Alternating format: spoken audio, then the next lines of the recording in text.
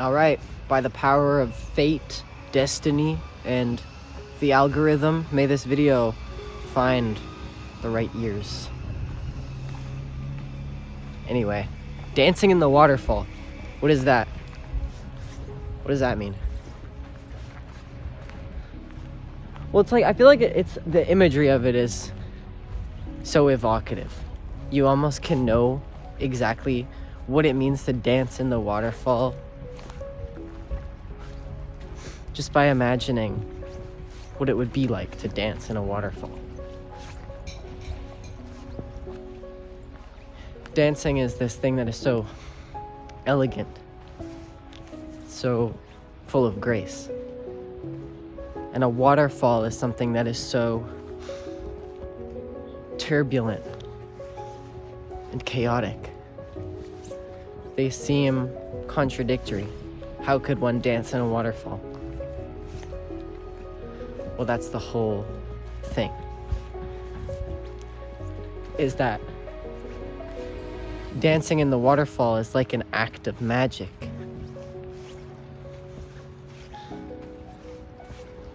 Being able to do something impossible in a way that is graceful.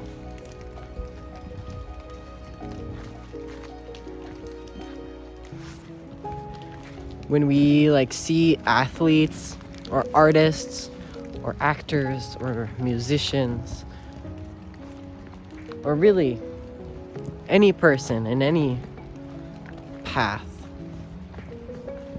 when we see them excel and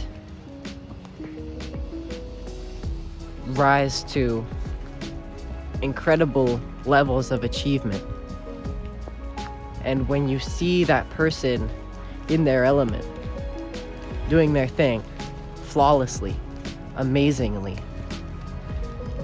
you look at that and you think, wow, that's amazing. That's dancing in the waterfall.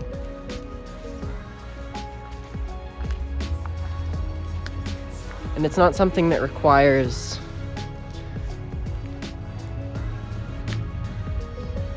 skill. At least, not skill alone. Half of the equation when it comes to doing the impossible with grace is being able to have grace, being able to surrender to the flow and to move with the current as opposed to against it. And the other half, that's where the skill comes in. That's where the practice comes in. But in order to achieve greatness, it's important not to forget that practice is just a fraction of what it takes. The rest of it is surrender. Being able to move with the way things move on their own. And now, when it comes to being able to do that, in your case, in your specific case, there's obviously not much I can say to instruct you.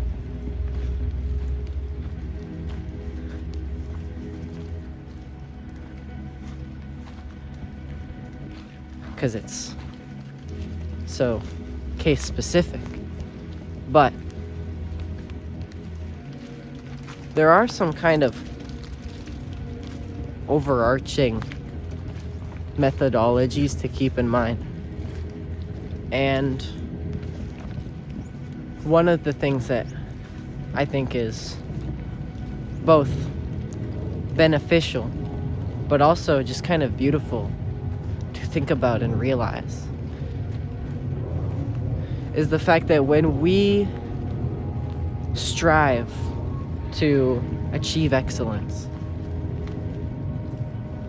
when we push ourselves to great levels to accomplish amazing things,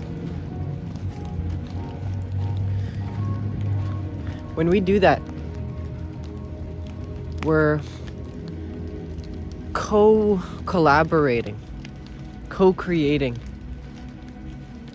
whether we realize it or not, with these sort of subtle and intangible forces that weave their way through our lives.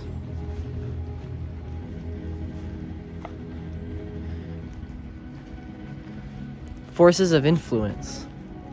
Very subtle forces of influence. And to be able to develop a sense for these sort of intangible energies is a step in the process of actually being able to consciously work with them. And I am aware that this all sounds fairly abstract, which it is. There's no avoiding that. And it's just as difficult to talk about this as it is to put it into practice. But like all things, with practice comes development. And the more time you spend trying to develop your sense for these subtle forces that weave their way through the world and subtly influence the nature of things,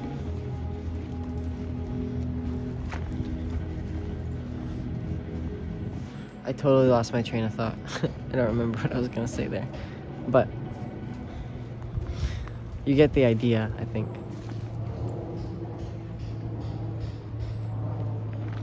There's a grace and like a finesse to it, to all things. And being able to sort of walk that fine line of engaged creation, but also surrender and an ability to sort of put your ego to the side and let whatever's happening happen. That's the recipe for the most amazing things. And that's what it means to dance in the waterfall. Man, look at this. This is so beautiful. It's like misty, foggy, sprinkly rain. Look, if you're going to do it, you do it right. All right, look, first of all, with the grain. With the grain. You see what I'm doing here? You let the tool do the work, you see? Just like you're riding a wave. You let the wave do the work. You don't fight the wave. You can't fight these big waves, cub. Long strokes. Loads of finesse. Find the board within the tree. Nice and easy. Yeah, I got it. See, then you just... Maybe I could do it now. With the... Can I do it now?